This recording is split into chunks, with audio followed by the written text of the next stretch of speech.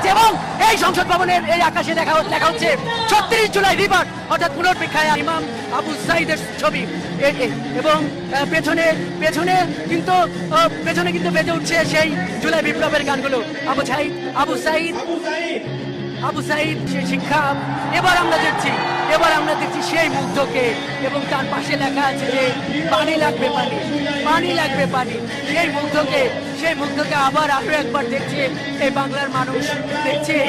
বর্ষবরণে মরুসঞ্চার পেতে এই বাংলাদেশ, এই জাতীয় সংসদ ভবন, এই মানিক মিয়ার সুজনকে, সেই রিক্সাওয়ালা সুজন সেই সুজনের স্যালুট ছাত্র জনতাকে অনেক উৎসাহিত করেছিল, সেই সুজনকে এখন আমরা দেখছি এবং এরপর আমরা কাকে দেখছি এবং উড়ন্ত দোয়েলকে কিন্তু এখানে ফুটিয়ে তোলা হয়েছে। যেই মানুষের মর্যাদার প্রতি 1971-এর যে মহান মুক্তিযুদ্ধে, যে স্বাধিকারের জন্য যেই মানুষ এই বাংলাদেশকে মুক্ত করেছিল পাকিস্তানি হানাদারদের হাত থেকে এবং একটি স্বাধীন দেশে, তার ঠিক 50 বছর পর আজকে এখানে উপস্থাপন করা হচ্ছে। 1971 বেঁচে উঠেছে এই মহান জাতীয়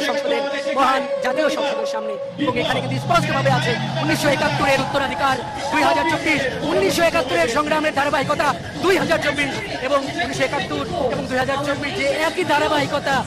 এই জুলাই আন্দোলনের প্রতীক সেই আবু সাইদ 2024-এর এই গণঅভ্যুত্থানের সামনে দাঁড়িয়ে এখানে জাতীয় পতাকা হাতে দাঁড়িয়ে গেছে।